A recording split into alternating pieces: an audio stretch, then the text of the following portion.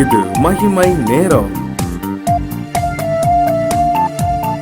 கிறிஸ்துவுக்குள் மிகவும் பிரியமான மகிமை தொலைக்காட்சி நேயர்களை இந்த மகிமை நேரம் நிகழ்ச்சியின் மூலமாய் சந்திப்பதில் மிக்க மகிழ்ச்சி அடைகிறேன். ஆம் பிரியமானவர்களே, இந்த நிகழ்ச்சி நிச்சயமாக நம்முடைய ஆவிக்குரிய வாழ்விற்கு பிரயோஜனமாக இருக்கும் என்று சொல்லி ஆண்டவருக்குள் நான் விசுவாசிக்கிறேன். கர்த்தர் நமக்கு பாராட்டுகிற இந்த மேலான கிருபை, இரக்கம், ஐஸ்வர்யங்களுக்காக தேவாதி தேவனை நான் ஸ்தோத்திரிக்கிறேன். இந்த வாரத்திலும் கூட ஆண்டவர் பேசுகிறதான ஒரு நல்ல வார்த்தை யாத்திராகமம் 3வது அதிகாரம் 14வது வசனத்துல, அதற்கு தேவன் இருக்கிறவராகவே இருக்கிறேன் என்று மோசேயுடனே சொல்லி, இருக்கிறேன் என்பவர் என்னை உங்களிடத்தில் அனுப்பினார் என்று இஸ்ரவேல் புத்திரரோடே சொல்வாயாக என்றார்.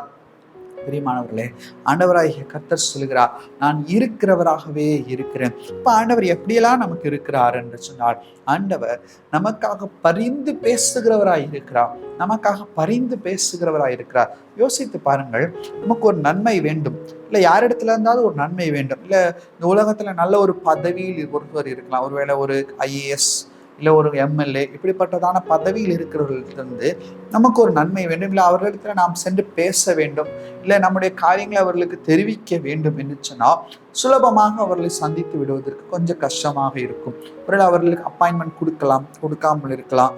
அப்போ நாம் என்ன செய்வோம், நம்ம ரெக்கமெண்டேஷன்ஸை தேடுவோம், நம்ம பரிந்து பேசுகிறவர்களை தேடுவோம், நம்முடைய விண்ணப்பங்களை அவர்களிடத்துல எடுத்து போகிறவர்களை நாம் தேடுவோம். இப்போ அவர்கள் சொன்னால் அந்த காரியம் கொஞ்சம் விரைவாக நடக்கும், கொஞ்சம் சீக்கிரத்தில் நடக்கும், கொஞ்சம் அதிகமாக அதில் கவனம் செலுத்துவார்கள் என்றெல்லாம் நாம் புரிந்து கொள்ள முடியும். அப்போ இன்னைக்கு அப்படிப்பட்ட ஒரு வேலையை கர்த்தர் நமக்காக செய்து கொண்டிருக்கிறாராம். இயேசு கிறிஸ்து பிதாவினிடத்துல நமக்காக பரிந்து பேசுகிறவராய் இருக்கிறார். அவர் பரிந்து பேசுகிற கர்த்தராய் அவர் காணப்படுகிறார். பிரியமானவர்களே, சிந்தித்து பாருங்கள், நமக்காக ஒருவர் பேசுகிறார் என்று சொன்னார், நமக்காக ஒருவர் பாரத்தோடு பேசுகிறார், நமக்காக ஒருவர் வழி நடத்துகிறார் என்று சொன்னார், அது எவ்வளவு ஒரு நல்ல காரியமாய் காணப்படுகிறது. இன்னைக்கு நம்முடைய வாழ்க்கையிலும் அப்படிப்பட்டதான ஒரு அனுபவத்தை கர்த்தர் நமக்கு தர வல்லவராய் இருக்கிறார். 1 யோவான் 2வது அதிகாரம் 1வது வசனத்துல வாசிக்கிறோம், ஆண்டவர் எப்படிப்பட்டவராய் இருக்கிறார். 1 யோவான் 2:1, என் பிள்ளைகளே, நீங்கள் பாவம் செய்யாதபடிக்கு இவைகளை உங்களுக்கு எழுதுகிறேன். ஒருவன் பாவம் செய்வானானால் நீதிபதியாய் இருக்கிற கிறிஸ்து இயேசு நமக்காக பிதாவினிடத்தில் பரிந்து பேசுகிறவராய் கூட இருக்கிறார். கிறிஸ்து நமக்காக பரிந்து பேசுகிறவராய் இருக்கிறாரா? யாரிடத்துல பரிந்து பேசுகிறார்? பிதாவினிடத்துல பரிந்து பேசுகிறவராய் இருக்கிறார். ஒருவேளை நம்முடைய விண்ணப்பங்கள் ஆண்டவருடைய சமூகத்துல எட்டுவதற்கு ஒருவேளை அது தடையாய் காணப்படலாம். என்ன தடை? நம்மிடத்துல பாவத்தை குறித்துதான ஒரு தடை இருக்கலாம். அநேக நேரத்துல நாம் அதற்கு தகுதியற்றவர்களாய் கூட இருக்கலாம். ஆனால் அந்த தடையை, அந்த தகுதியின்மையை மாற்றி போடுவதற்காக இயேசு கிறிஸ்துவானவர் நமக்கு ஒரு மீடியேட்டர் போல செயல்பட்டு ஆண்டவர் நமக்காக பரிந்து பேசுகிறவராய் இருக்கிறார். அது அவருடைய குணாதிசயமாய் கூட காணப்பட்டதாக நாம் பார்க்கிறோம். லூக்கா 23வது அதிகாரம் 24வது வசனத்துல, சிலுவையில தொங்கிக் கொண்டிருக்கிறதான கர்த்தர் கைகள் கால்கள்ல ஆணி அடிக்கப்பட்டு இருக்கிறதான அந்த சூழ்நிலையிலும், வலி மிகுந்த சூழ்நிலையிலும், வேதனை மிகுந்த சூழ்நிலையிலும் தன்னை யார் அப்படிப்பட்ட சூழ்நிலைக்கு உட்படுத்தினார்களோ அவர்களுக்காக கர்த்தர் பரிந்து பேசி, பிதாவே, இவர்கள் செய்வது இன்னதென்று அறியாதிருக்கிறார்கள், இவர்களை மன்னியும் என்று சொல்லி அந்த கடைசி சூழ்நிலையிலும் கூட பரிந்து பேசின கர்த்தராய் கூட இருக்கிறார். அப்படிப்பட்ட கர்த்தர் அவரை முதுகுல குத்துறவர்களுக்காக பரிந்து பேசினார், அவரை வாரினால் அடித்தவர்களுக்காக பரிந்து பேசினார், அவர்களை கட்டையினால் உதைத்தவர்களுக்காக பரிந்து பேசினார். அப்படிப்பட்ட மன உருக்கமுடைய கர்த்தர் உங்களுக்காகவும் எனக்காகவும் பரிந்து பேசாமல் இருப்பாரோ? பிரியமானவர்களே, அப்ப இன்னைக்கு நம்முடைய வாழ்க்கை சற்று சிந்தித்து பார்ப்போம். கர்த்தர் நமக்காக பரிந்து பேசுகிற தேவனாய் கூட காணப்படுகிறார். நமக்காக அவர் பேசுகிறார், நமக்காக அவர் பேசுகிறார். லூக்கா எழுதின சுவிசேஷம் 7வது அதிகாரம் 38வது வசனம் முதல் ஒரு சம்பவத்தை நம்மால் வாசிக்க முடியும். லூக்கா 7:38 நாம் பார்ப்போமானால், அவருடைய பாதங்களின் அருகே பின்னாக நின்று அழுந்து கொண்டு அவருடைய பாதங்களை தன் கண்ணீரினால் நனைத்து தன் தலைமயிரினால் துடைத்து அவருடைய பாதங்களை முத்தம் செய்து பரிமள தைலத்தை பூசினால். முந்தின வசனம் சொல்கிறது, அப்பொழுது அந்த ஊரில் இருந்த பாவியாகிய ஒரு ஸ்திரீ அவர் பரிசேயன் வீட்டில் பந்தியிருக்கிறதை அறிந்து ஒரு பரணியில் பரிமள தைலத்தை கொண்டு வந்தார். 39வது வசனம், அவரை அழைத்த பரிசேயன் அதை கண்டபோது, இவர் தீர்க்கதரிசியா இருந்தால் தம்மை தொடுகிற ஸ்திரீ இன்னார் என்று இப்படிப்பட்டவள் என்றும் அறிந்திருப்பார்.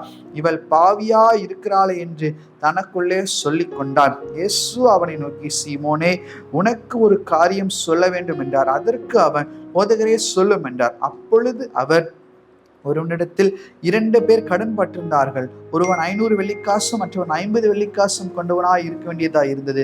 கொடுக்க அவர்களுக்கு நிர்வாகம் இல்லாத போது என்று சொல்லி ஒரு ஊமை அவர்களுக்கு சொல்வதை கூட நாம் பார்க்கலாம். 45வது வசனம், நீ என்னை முத்தம் செய்யவில்லை, இவளோ நான் உட்பிரவேசித்தது முதல் என் பாதங்களை ஓயாமல் முத்தம் செய்தாள். என் தலையில் எண்ணெய் பூசவில்லை, இவளோ என் பாதங்களுக்கு பரிமள தைலம் பூசினாள் என்று சொல்லி ஆண்டவர் இந்த ஒரு ஊமையை சொல்வதை கூட பாருங்க. இந்த சம்பவத்தை யோசித்து பாருங்க. இயேசு கிறிஸ்து இருக்கிற வீட்டிற்கு ஒரு ஸ்திரீ வருகிறார். ஆனால் அந்த ஸ்திரீ எப்படிப்பட்ட ஸ்திரீ? அந்த ஸ்திரீ பாவியாகிய ஒரு ஸ்திரீ. அந்த ஸ்திரீயின் இடத்துல பரிசுத்தம் காணப்படவில்லை. என்ன காணப்பட்டது? ஒரு பாவம் காணப்பட்டதை நாம் பார்க்கிறோம். அந்த ஸ்திரீயின் இடத்துல பாவம் நிறைந்திருந்தது. இந்த உலகத்தாரால் அவள் வெறுக்கப்பட்டிருந்தாள். ஆனால் இப்பொழுது அவளுக்கு ஏதோ ஒரு விஷயம் அவளுடைய இருதயத்துல குத்தப்படுகிறது. அவள் வருகிறாள், ஆண்டவருடைய பாதங்களை முத்தம் செய்கிறாள், ஆண்டவருக்கு பரிமள தைலங்களை பூசுவதை கூட பார்க்கிறோம். அதை சுற்றி இருந்தவர்கள், இந்த இடத்துல சீமோனை குறித்து எழுதப்பட்டிருக்கிறது.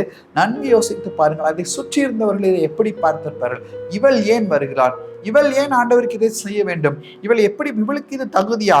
இவள் எதற்காக இப்படியெல்லாம் செய்ய வேண்டும் என்று சொல்லி ஆண்டவரை குறித்து அவர்கள் கேள்வி கேட்டிருப்பார்கள். ஆண்டவரை குறித்து அவர்கள் ஒரு விதமாய் பேசி இருப்பார்கள். ஆனால் ஆண்டவரோ பாருங்கள், அவர்களை பார்த்து எச்சரிக்கவில்லை.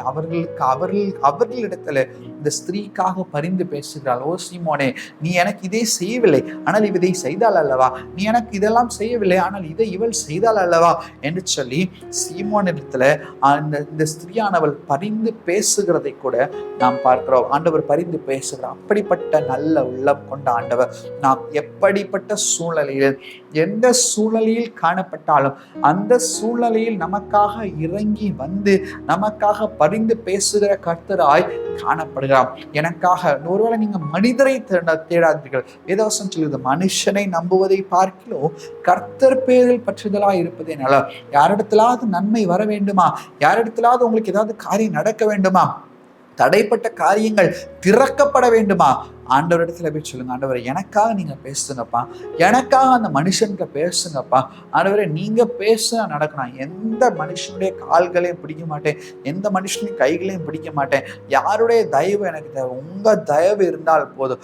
தயை செய்கிற கர்த்தர் நீர், அறிந்து பேசுகிற கர்த்தர். இன்னைக்கு அவங்க இருதயத்துல நீங்கள் நினைச்சா நடக்கும் ஆண்டவரே என்று சொல்லி நாம் கேட்கும் போது அவர் நமக்காக மனதுருகி பரிந்து பேசுகிறவராக இருக்கிறார். உலகத்தை நம்பினால் நமக்கு இந்த காரியங்கள் நடக்காது. ஆனால் கர்த்தரை நம்பினால் நிச்சயமாக இந்த காரியங்கள் நடந்தே தீரும். அதுல எந்த சந்தேகமும் நமக்கு வேண்டாம் பிரியமானவர்கள். இப்ப இன்னைக்கு ஆண்டவரிடத்துல நாமே ஒப்பு கொடுப்போம்.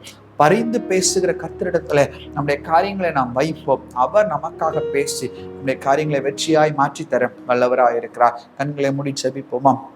பரலோகத்தின் நல்ல தகப்பனே, இது கொடுத்த அந்த நல்ல நாட்களுக்காக நன்றி சுவாமி. அப்பா, நீர் எங்களுக்காக பரிந்து பேசுகிற தேவனா இருக்கிறீர். உமக்கு நன்றி அப்பா. ஆண்டவரே, அதை நாங்கள் உணர்ந்து கொண்டு செயல்பட கிருபை செய்யுங்கப்பா. மனுஷரை நாங்கள் நம்பாதபடிக்கும், மனுஷனுடைய ஆண்டவரே தகப்பனை எல்லா காரியங்களையும் நாங்கள் நம்பாதபடிக்கு உண்மை மாத்திரம் நாங்கள் நம்பி செயல்பட ஆவியானவர் எங்களுக்கு அனுக்கிரகம், இரக்கமும் தயவும் பாராட்ட முடியாது செபிக்கிறோம். உமக்கே துதிக மகிமை எடுக்கும் மீட்பரம் இயேசு மூலம் செபிக்கிறோம். ஜெபங்களை நல்ல பிதாவே. ஆமீன், ஆமீன்.